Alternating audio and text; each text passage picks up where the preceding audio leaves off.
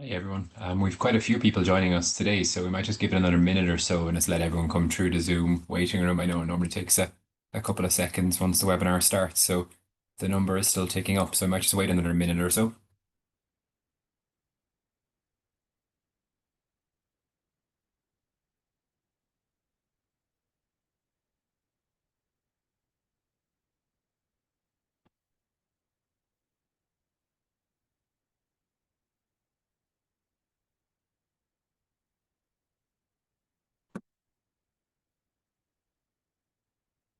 Perfect. Hey, the number looks like it's starting to slow down in terms of people joining, so I think we can kick off. For those of you who haven't joined any of these webinars before, the slides and the recording will be made available afterwards anyway, so the slides might be a bit wordy in places, so don't worry too much about that as such. So this morning, we're going to focus on the draft guidelines for the sound management of third-party risk, which were issued by the EBA back in July, I think, and the consultation period closes in a couple of weeks. So I think it's proven to be quite a popular topic given the kind of rise of the importance of third-party risk management over the last few years, both at local regulator level, but we've also seen it right across Europe then with the introduction of the Digital Operational Resilience Act or DORA as well. So over the next 25 or 30 minutes, I'm going to take us through just a kind of a high level overview of the guidelines themselves. We're not going to go into any huge detail just yet, given that they are still draft guidelines, but I suspect that this will be the first of many of these webinars we'll be doing over the kind of coming months and years as the guidelines become more concrete and the expectations become more known as well. So I'm conscious there's quite a few people on the call that will know us and will probably even know me as well. But for those of you who don't know us, we're a company called calQrisk. Our backgrounds are in risk and compliance. We're founded in 2006. We're offer GRC software solutions and services, so governance, risk, and compliance software. We work with about 200, maybe over 200 regulated firms right across the EU, the UK, and further afield. So lots of different size, scale, and complexity there, as well as lots of different compliance obligations and regulatory regimes. So we're used to kind of having a look at all of those sort of different things, be they local outsourcing regulations or be they more kind of Europe wide like these ones. A little bit about myself before we jump in. My name is Chris and I'm the CEO here at calQrisk. I mentioned my background is in risk management as well. So my undergrad or my degree is in risk management and insurance, and I've studied with the Institute of Risk Management, the Institute of Banking, Promia, Compliance Institute, and lots of others in terms of postgrad stuff too. So I think we'll jump straight in. So I wanted to just start off with what are the actual objectives of the guidelines, because I know when the consultation paper was released, it was probably met with kind of a collective sigh after just getting through DORA in terms of the Register of Information and things like that, and in terms of the heightened sense of third-party risk management. But hopefully this harmonizes a lot of the requirements. So one of the objectives is a comprehensive, and I probably want to focus more on the word consistent here, to be honest, a consistent third-party risk management framework. Lots of us on the call will already have a comprehensive third-party risk management framework in place because of local regulations or guidelines that might have existed for some years, but also then because of DORA, basically. But I think this will start to kind of harmonize with the introduction of non-ICT services as well. So that brings us on to the next point, which is the alignment with DORA, basically. I know a lot of firms were struggling with where to draw the line with an ICT service provider, basically, in terms of the Digital Operational Resilience Act in itself. So hopefully this creates a more level playing field or just some sort of unification in terms of what the actual compliance requirements are from both the ICT perspective, but also the non-ICT service providers that might be critical as well to the firm itself. Strengthened governance, there's no doubt about it that this puts a lot of onus back on the organization or the financial institution or the firm or whatever word we want to use for the catch-all phrase there. Lots of onus and responsibilities back on the management bodies or the boards or the committees, as well as the approved people or persons that actually run the firm as well. So we'll delve into that in a bit more detail as well. And the other thing that does strike a chord in the guidelines itself is the proportionality principle. So it doesn't seem to be, or doesn't certainly an objective is not to be a one size fits all approach, such that it's not if I'm a 5,000 person bank across a couple of countries, the expectations are certainly greater on me than if I'm a 80 person e-money institution, for example. So we'll chat a bit about that as well, and hopefully that becomes a bit clearer as well once the guidelines move to kind of final publication and enforcement dates and things like that too. So one of the things I just wanted to talk about then was the expanded regulatory scope. So the much broader coverage when we compare it to something like DORA or even the 2019 guidelines from the EBA as well. So a much wider range of third-party arrangements that reflect modern financial services operations. I think that's something worth dwelling on is that over the last few years, we've seen just the rise of third parties or our dependencies on our dependencies on third parties in which we operate. We've also seen what happens when stuff goes wrong, and oftentimes the root cause analysis is linked back to a third party. So I think that the development or the move or the shift we've seen in the last 5, 6 years in terms of the emphasis or the reliance we have on third parties is not to be underestimated. It is something that we're seeing collectively the dependency on lots of kind of critical functions or critical third parties. The big thing here is that non-ICT services are explicitly included. Now, so when you see that non-ICT services explicitly included, immediately you start thinking of where do you draw the line? So there are some examples actually included in the guidelines themselves of items that the EBA doesn't necessarily expect to see a kind of a heightened sense of due diligence or third party oversight on. So they mention utilities, postal services. I think they even go as far as mentioning gardening services and architectural services and things like that as well. So it does link back to those kind of critical functions or critical third parties or third parties that assist you in delivering those critical functions and services in the business as well. So much broader coverage, wider scope, which in theory will have a bit of a benefit because we can now start to potentially treat ICT service providers as the same as non-ICT service providers or the other way around. So we don't necessarily need to have two different processes, two different frameworks and things like that as well. Moving on. Sorry, my mouse after freezing. Just going to have a quick look at some of the kind of core principles that are laid out in the draft guidelines today as well. So having a quick look at the management body responsibilities. So who's accountable, what are the oversight requirements, and really what's expected. And this isn't new. For those of you who are already kind of concerned with DORA or have local outsourcing guidelines that you're already working towards, you'll understand the core components here. Basically, ultimate responsibility and accountability still lies with the firm despite you outsourcing a function. Proportionality and group application, so risk-based approach basically to both the institution size, so the size of the firm or size, scale, and complexity, as regulators like to say, and then also then taking into account for the actual third party as well. The group application is interesting in that I know a lot of people on the call will be part of wider groups, if that makes sense. So the idea there, I know there was some confusion with DORA as to whether the register of information needs to be done at local level or group level. And there's some bits and pieces in the guidelines that hopefully kind of make that a bit clearer as to where it can be consolidated from. Critical function identification. So again, for those of you who've gone through DORA, this isn't new. This should be things you probably have documented already of how you do those criticality assessments, how someone or something falls into being critical either as a business service or a third party. I think a lot of the people on the call today will have relatively mature third-party risk management frameworks, given that most of you will have gone through the DORA or the pain of DORA compliance over the last couple of years. Contract lifecycle management. So the guidelines do lay out, I think, a 4 or 5 step process or oversight phase, I suppose, is probably your life cycle that's mentioned there. So we'll delve into that in a bit more detail. And probably no harm in starting to think about how we can lay up our own frameworks into being something similar using those buzzwords or headings that are actually in the guidelines as well. And in the last piece then, we'll talk a bit about the register of information. So again, this will be really familiar to most of you on the call. And unfortunately, or fortunately, depending on which way you look at it, the register of information is going to be required here as well. There's an expectation that we maintain a register of information now for non-ICT services as well. So moving on and just delving into a bit more of the core principles themselves. So as I mentioned, a lot of this shouldn't be new really. So strategic oversight, the management body is still responsible and accountable for oversight of the firm's third-party risk management framework, basically. So there is an expectation that the framework is approved and reviewed. Again, lots of organizations are typically doing that on an annual basis, nicely tied back to the risk appetite statement. And those of you who have a really mature risk management framework are probably even starting to link it back to kind of strategic planning, objectives, and things like that as well.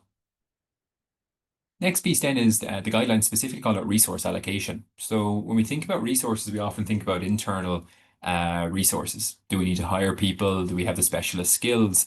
I think the reality is that we've seen with the implementation of DORA as well, of a lot of firms depended on service providers, to be quite frank, either to help with the gap analysis or to help with some remediation work, or even go as far as generate the actual register of information itself.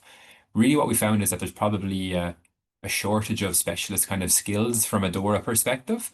But hopefully that becomes now a bit more streamlined in the non-ICT service piece. But really what the management body is responsible for is making sure that the firm has adequate resources to have a robust third-party risk management framework and life cycle, and also ensure compliance with the draft guidelines as well.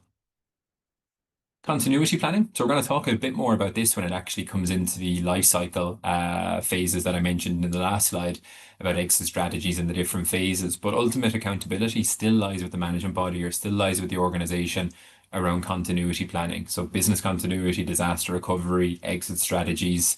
I think we only have to look over the last week of kind of some of the mayhem or chaos that was in airports with one of the check-in provider software, I think, going offline or having a bit of a cyber attack or a breach or something like that. So the dependencies there and ultimate responsibility does still lie with the firm. You can't point a finger and blame the IT provider.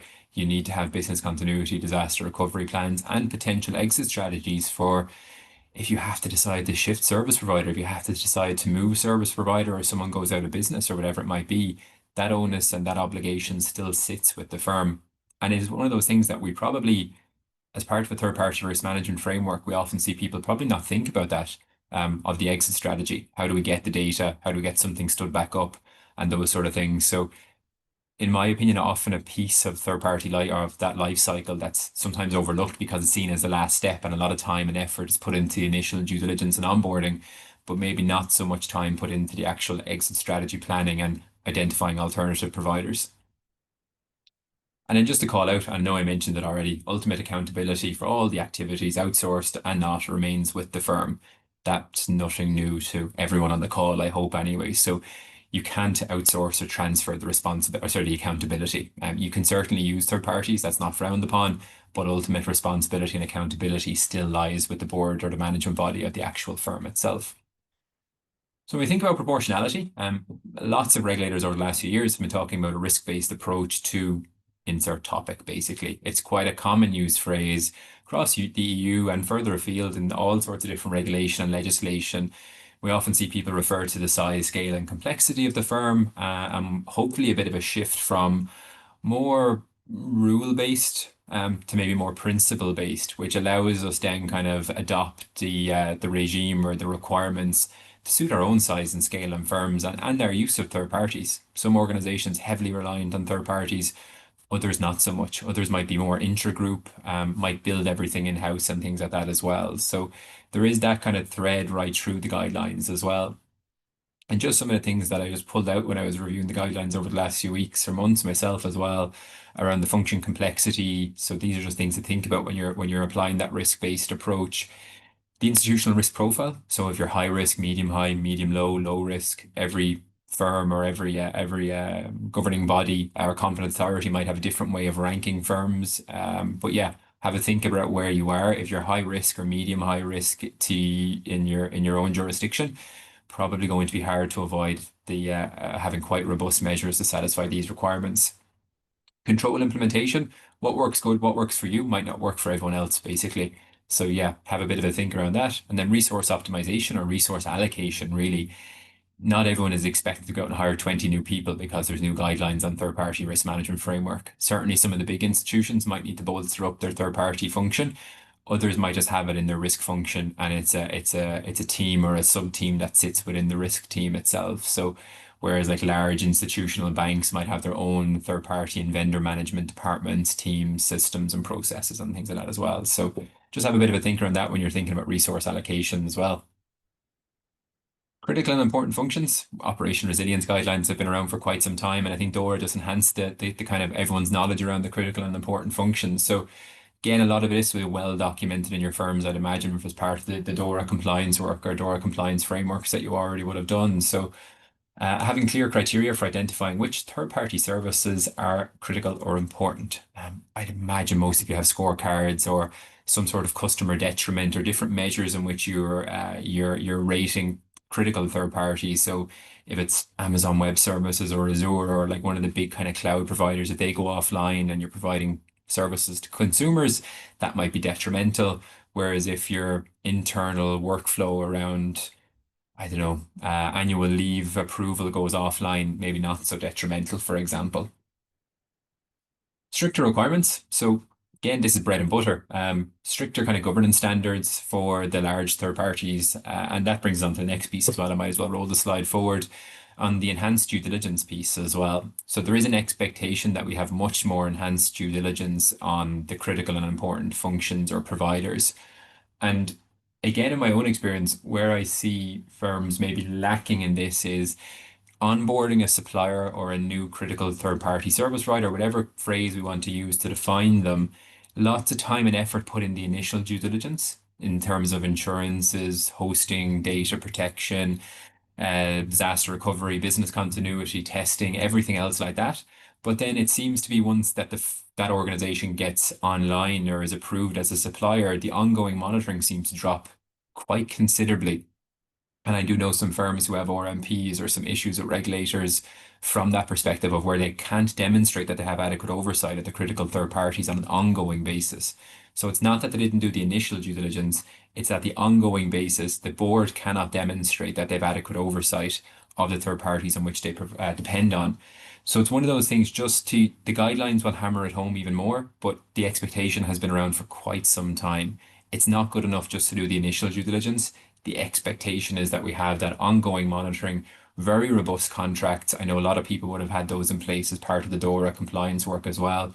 Really concrete documented SLAs and service level agreements that are monitored, potentially logging breaches, and are part of any service level reviews that we might do with quarterly business reviews with the provider and ongoing performance and evaluation criteria. So documentation here is really key. If it's not documented, you simply can't evidence that it happened or that you do it basically. So have a bit of a think around that. As I do, loads of firms have really robust initial onboarding due diligence questionnaires.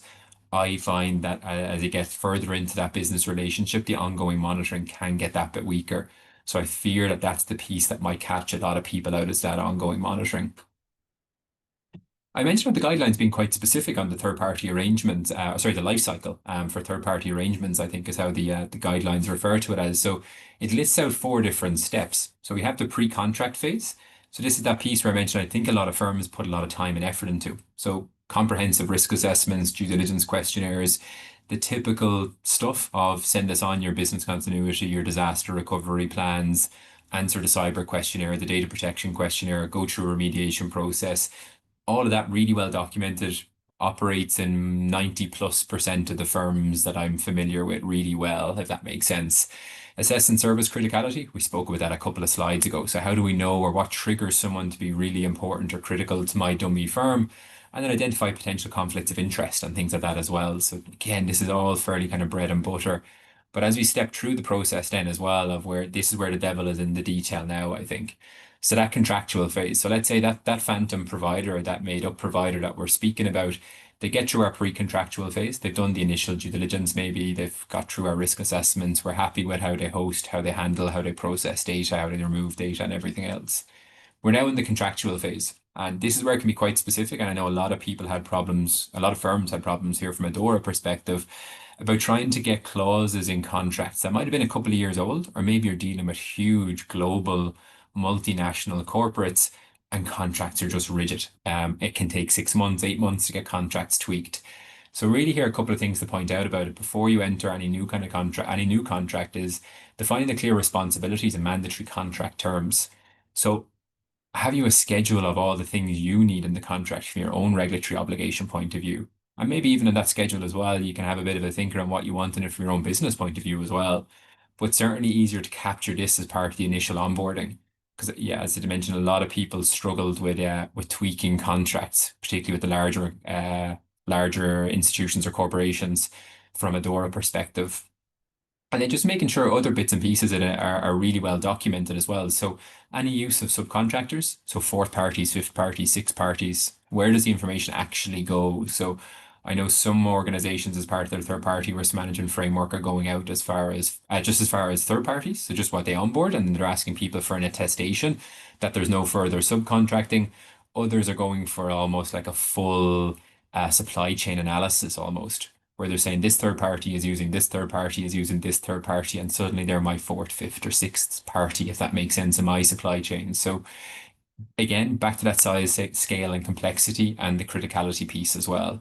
there's not an expectation that you're doing this for every single provider, and nor is there an expectation that everyone on the call is going into that level of detail either. The next piece then I mentioned, hopefully I hammered this home, was the monitoring piece. So really this is where we have everyone on board, we have that provider on board, everything is going fine, but we can't evidence that. We can't evidence that the management body is executing its role, or that our approved functions or approved people in the organization are executing their role by having adequate oversight of the actual third parties in which we use. So are we regularly re-evaluating the criticality assessment? So did we onboard a third party that maybe we decided actually isn't that critical? They don't really touch that much customer data. They're not business facing or consumer facing, and it's fine. But has that service grown internally over the last year or two? Have we onboarded a new module or a new way of working with it? And suddenly it could have become a critical service provider without you even realizing, because they're in the organization already. And then have a quick think then around how a lot of this can be integrated into your normal kind of performance metrics and reporting. So do you have KPIs that you measure against your service level agreements? Do you have quarterly business reviews with some of your big providers? Are you giving them back some SLAs and some issues and breaches, or are they providing you with a bit of a dashboard to say, do you know what, actually everything was fine, so yeah, no major worry here? And then do report on it. Do build it into your actual reporting cycle. So if I'm already reporting monthly or quarterly to a board, a management body, a committee, an exco, or whatever it might be, do start to weave in the third party risk piece. Don't have it as something that's out to the side. So build it in rather than bolt it on. Have it as part of your normal risk assessment process. Have it as part of your risk register, your RCSA, and everything else like that. So do build it into your normal kind of risk management processes too. All right. And then the exit strategies. It's almost like as we get down deeper into this kind of life cycle, or as we get kind of step through the stages of the life cycle, that, in my opinion, where organizations probably get caught out, and maybe have less detail or less plans. So the exit strategies I mentioned, that's when something goes wrong. None of us really like to think about if something going wrong.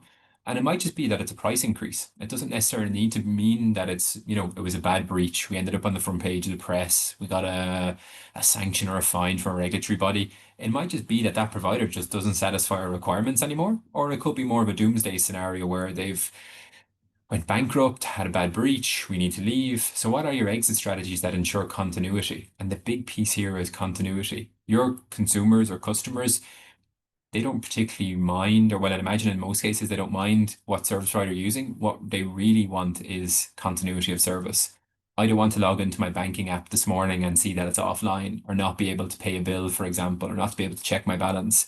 In behind the scenes, I'm not 100% sure what provider is actually providing that through my bank, if that makes sense. So have a bit of a think of the exit strategy. How seamless can you make that? Can you mirror? Do you already have a list of alternative providers?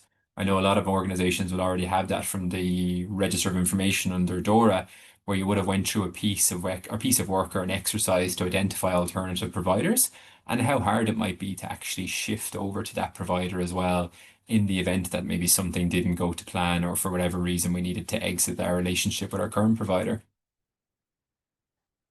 Next is the dreaded register of information. So I know a lot of people a lot of firms found this quite clunky during the initial kind of onboarding, or sorry, during the initial reporting phase of DORA, with the different kind of reporting portals, and depending on where you were in Europe, I know different bits and pieces seem to go wrong for different regulatory bodies and things like that as well. So I just took a snippet out of the guideline. So financial entities should maintain an updated register of information on all third-party arrangements. So for DORA, we were just focusing on the ICT services. Now it looks like we're going to focus on all the third-party arrangements. So ICT and non-ICT related, which we covered a few slides ago. You should appropriately document all the current third-party arrangements, distinguishing between arrangements for the provision of critical or important functions and other third-party arrangements. So reading that, it looks like it's going to go down into another level of detail. And there is a part of a bit of confusion in that different jurisdictions will have different outsourcing register templates. So I know in Europe there's quite a fragmented outsourcing register requirement. DORA probably added confusion to that, because a lot of people already had an outsourcing register that they were providing for their local regulator, and then suddenly they had to do a register of information separately, which maybe the outsourcing register helped populate. But just I'd hope that this requirement becomes a bit more concrete as part of the kind of final guidelines as well, But yeah, there is going to be an enhanced register of information, or maybe a more comprehensive register of information is probably a fairer way to put it.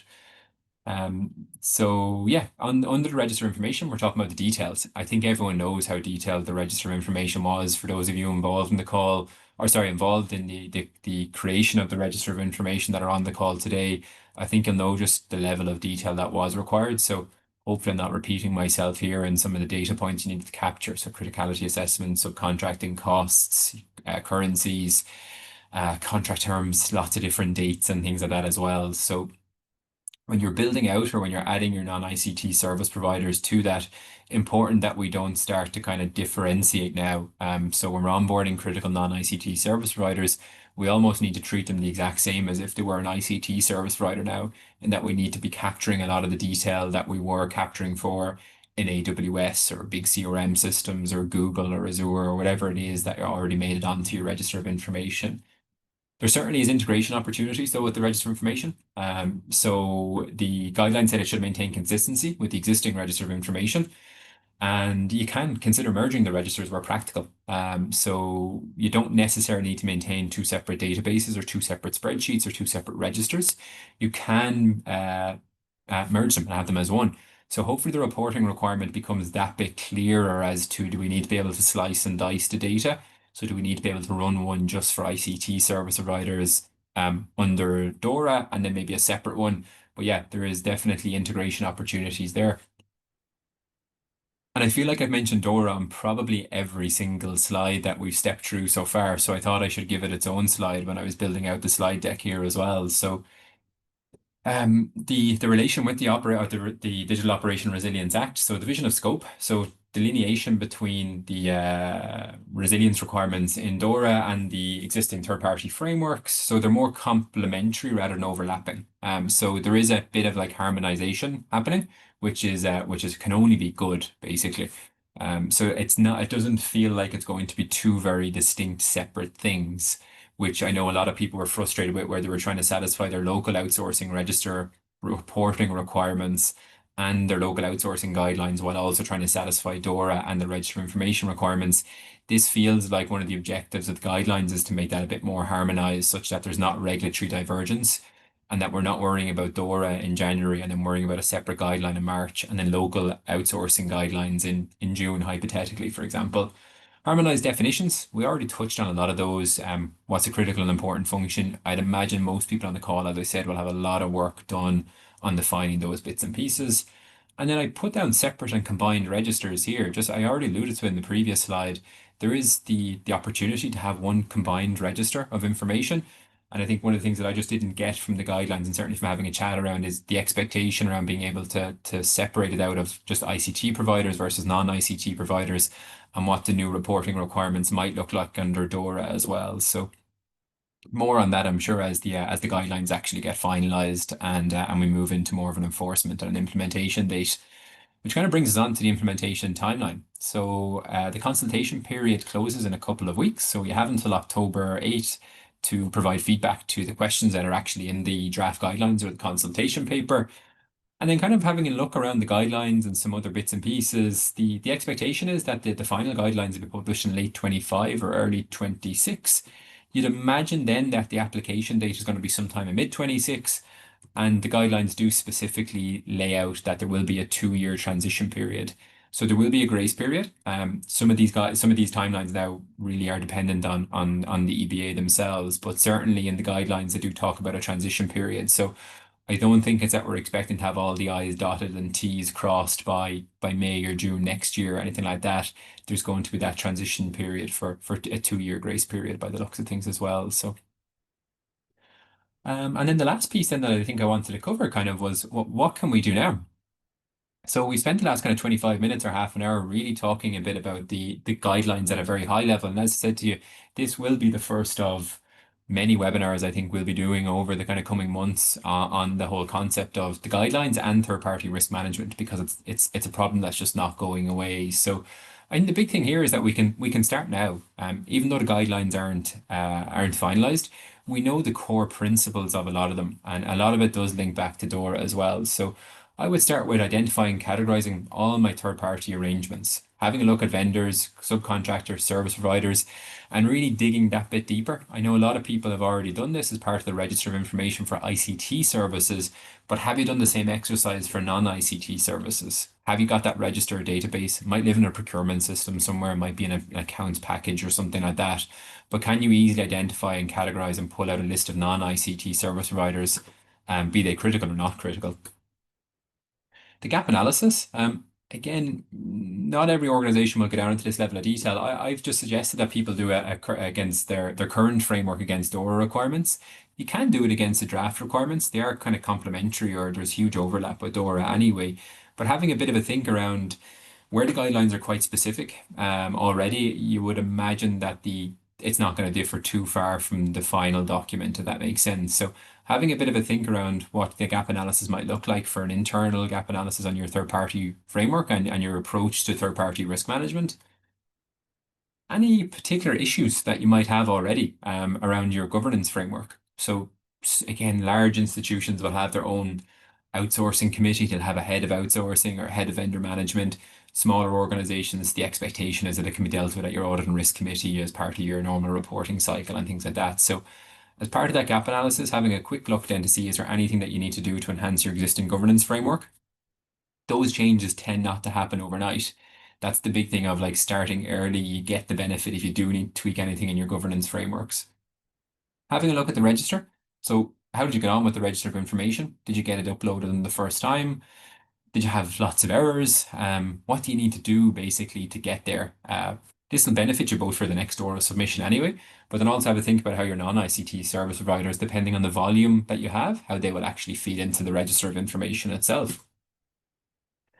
And then basically start planning. We know this is going to happen. We know it's going to move the dial in terms of third-party risk management. It's going to hugely broaden the scope because the inclusion of the non-ICT services it's a benefit too. As I mentioned there at the very beginning, you can see it as a benefit in that we're going to be able to treat all critical third parties the same way.